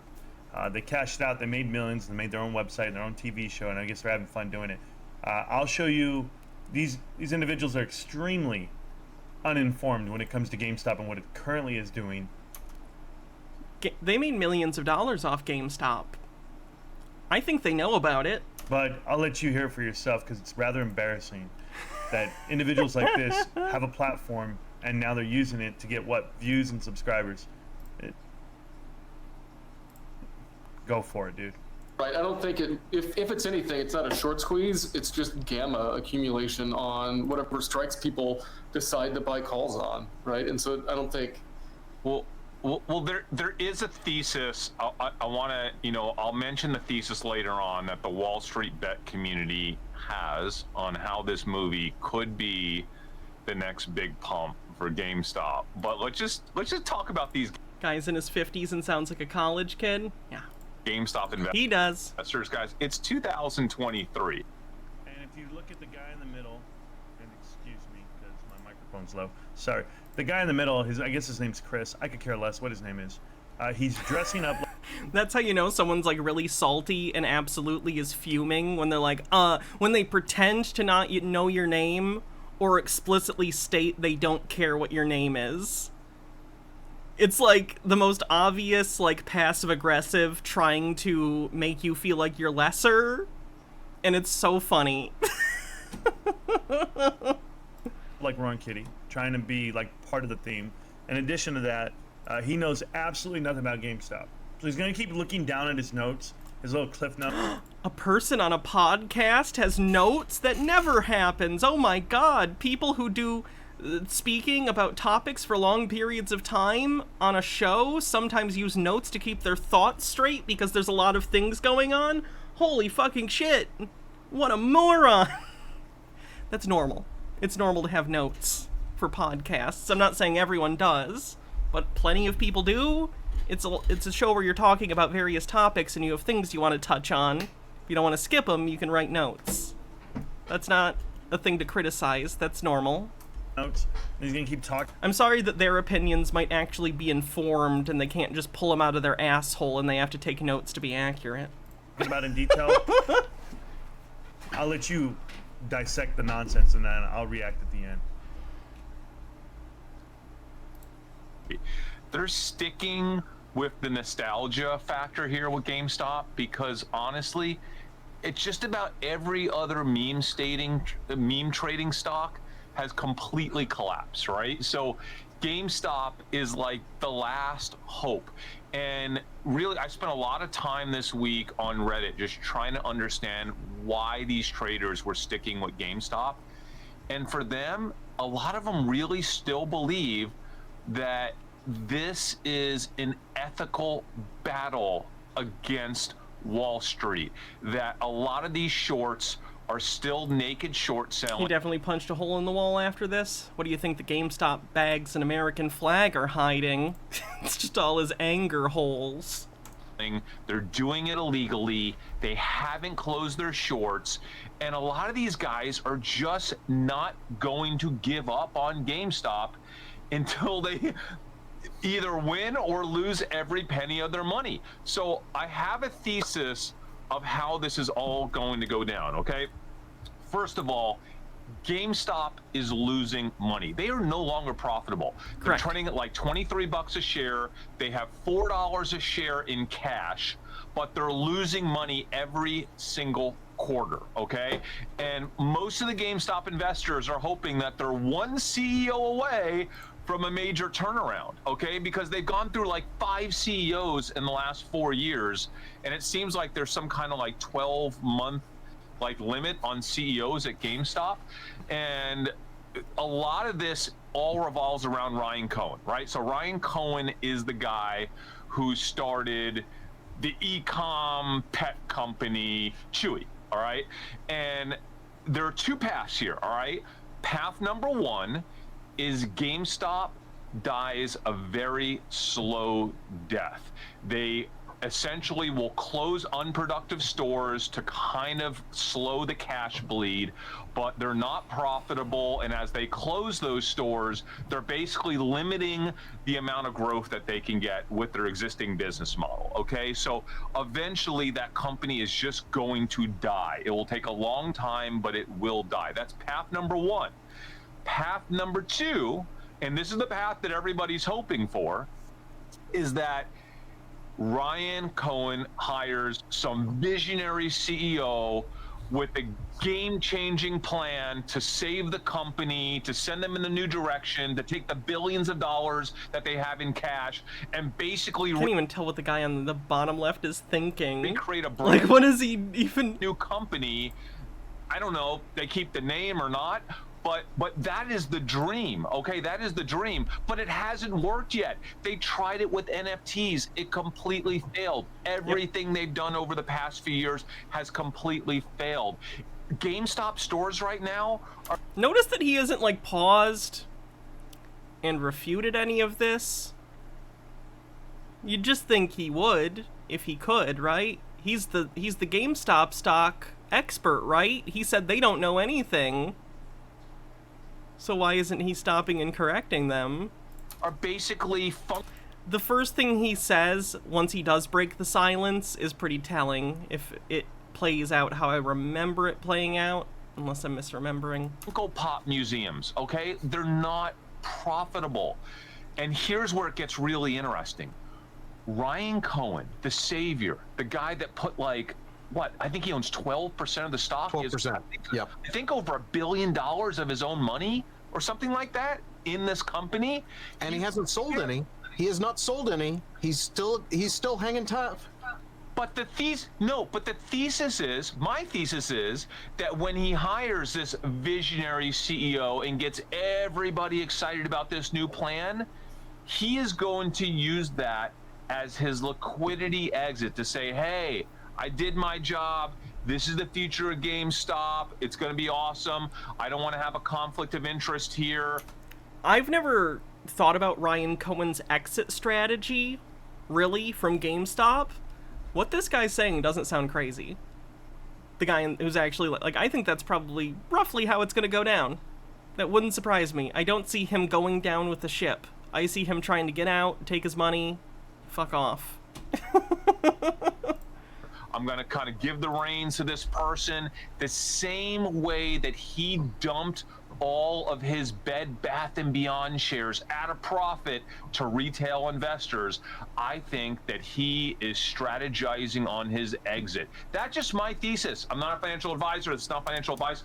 That's what I think is going to happen. Keep looking down at your notes, Chris.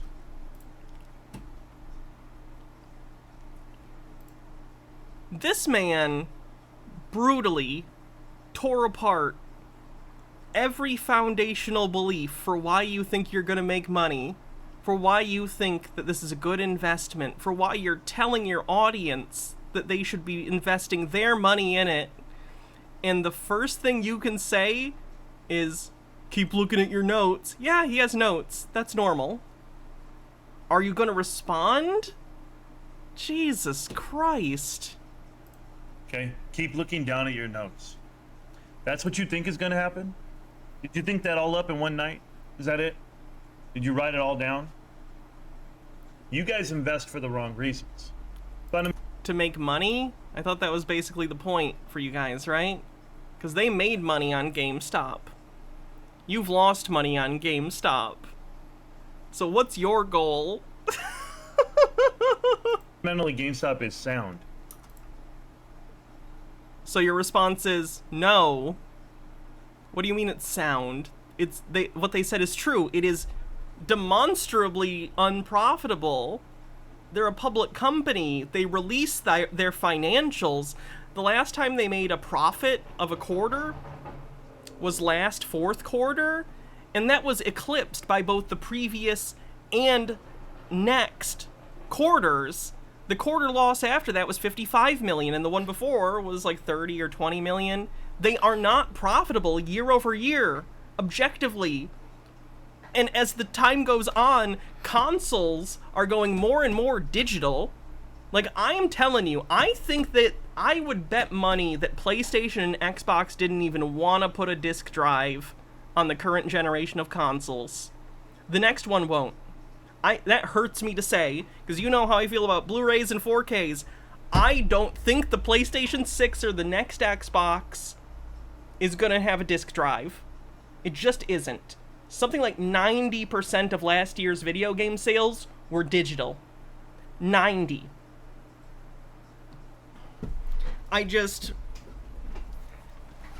What do they think a company is? Again, I'm not saying it's a good system, but I am saying it's the system we have. The point of the stock market is to invest in companies that are profitable or will be profitable in the future, and you are going, I think I'm going to give them money so that they can turn it into more money. You want profit, right? You want the stock price to go up. The stock price should only go up if the company has a future. You goddamn psycho. Hydrate. My computer doesn't have a disk drive. This didn't come with a disk drive. Most computers don't come with disk drives these days. Like, that's already the standard. Raven says, I have a really weird relationship with GameStop. I was robbed working there. It was the first time I had a gun to my face, and I only say that because there was a second, and they stuffed me into the back and couldn't get out until someone came in the next morning. GameStop fired me after I said I needed some time off after the ordeal. On one hand, I enjoy that GameStop is failing, but on the other, I got that job because GameStop was a huge part of my childhood. Oh my god, that sucks. Fuck GameStop. GameStop has lost $1 million in the last 6 months operationally. They don't have a cash burn. Again, they lost... I don't even know where he's getting that number. They lost 50 something million last quarter. Last quarter. So how exactly were they going to go bankrupt and or gone? Poof, now don't exist. Because they're unprofitable. You just lied. Do they have capital debt? I mean, a large amount of senior notes that they owe to anyone? No, they haven't borrowed any money. Okay. If the company doesn't make money, then they're losing money because leases and inventory and employees cost money. So you're spending money on these liabilities without getting money in from customers. Then the business fails. They don't understand the basics. If $1.3 billion of cash, right? They have I'm cutting it real close in like 4 minutes. I gotta go. The ability to generate how much more cash? They could dilute this float up to 600 million more shares.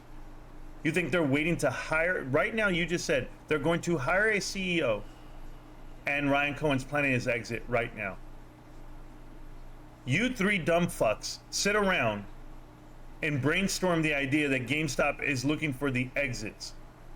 That Ryan is, yes. You have no idea what you're talking about. You're not refuting any specific points. You're just saying you're wrong. Like, there are some things that I do that too, but usually it's like crazy conspiracy theories that I understand my audience, you guys, at face value understand are bad. I don't have to waste time explaining it, usually. This is a time that he should be explaining why he thinks they're wrong, in specific, not just saying no. Rageology says, I've rarely seen such a disconnect between the words coming out of someone's face and their expression. This movie that you're promoting that has the same name as your name, your website, you guys made it even says it on your homepage. You made millions off of GameStop. They're better investors than you. You're a Wall Street bets kind of guy, right? You have done zero homework on GameStop and what they're doing. They made millions off it. So be in the dark. I won't even enlighten you. I won't even entertain you. Because you went this week, before you did this video, you went this week and you bought a red bandana and you went and read Reddit. That's what you did. That's the homework you did. They literally, they won. They won. They made the money off GameStop. How can you say they don't know about GameStop when they made millions of dollars off of it? So, you won't be one of the millionaires on this side of the table. You won't be. They're millionaires on their side of the table right now! I know, yeah, Baja, I know. I'm ending right after this video. It's done in like a minute. You're gonna be the guy who, yeah, hey man, I was once in GameStop, and then I sold and I took my money and I made a failed website. I don't even know, 337 views on this shit. I can't even tell you, man. You're so far off, it's unreal. I'd rather have millions of dollars. I listened to this whole damn thing. It was a waste of my time. You guys might be the most ignorant investors of all time. Talk about Roaring Kitty as if you don't know who he is. You don't even know what he is, who he is, and what he represents. But yet here you are. And then Ryan Cohen, and you throw out Bed. I gotta remember to take the Burger King hat off before therapy. Bath and Beyond. You're reading. I do it over video, obviously. The cliff notes of everything you're supposed. And I gotta make sure I turn the stream off. I'd rather not stream therapy to you guys if that's okay. Supposed to talk about dumb money. And you guys might be dumb money. I'm not. There's a lot of people. Right, you're just dumb. They got all the money. Regiology says, wow, this has been a short stream. If only there was some way of enjoying more Hannah today. Patron-only stream after therapy. There's a link. Oops, someone do the command. I spelled it wrong. People out here that are like me. extremely educated and know the market. We know business. We understand the financials. We understand balance sheets. We understand Ryan Cohen. You know, he might hire that dynamic CEO one day. It might be Mark Vadden. That's who I'd ask for. You think I'm walking away? You think he's walking away? No, he hasn't put in $1 billion of his own. You know what his cost base is? It's worth. Oh, he's green right now. What are you talking about? He's green right now. He could have sold how many times already on every single run-up? There's no merit behind the words you say. Yeah, but he wants more money. It's down right now from highs it was at, so he wants it to go up again so he can sell. Glad I could clear that up for you. But keep reading your little notes there. Keep looking down. I got you looking down right now at your notes. The notes! Because you don't know it. You don't know it inside and out. You don't eat, sleep, and breathe it. I'm not crazy. I'm just extremely informed. And you, well, you are dumb money. GameStop. Can't stop, won't stop, GameStop. The movie comes out in September. That's all it is a movie. It's a movie about something that happened in the past. You'll promote it and you'll push it because it pushes your website. But it's still happening. And it's still going on. And no, I'm not here to fight the system. I'm not here to fight the stock market. I'm none of that. I like the stock. I like the company. I love the leadership. I'll see you around, millionaires. Peace. Well, that's a level of delusion. That's unfortunate. Alright, I'll see you guys either tomorrow or later tonight at the patron-only stream. Keep an eye out on your patron feeds for the link. Again, that'll start around a little after 5:30 Eastern, probably 5:40, 5:45 or so. See you guys then. Adios.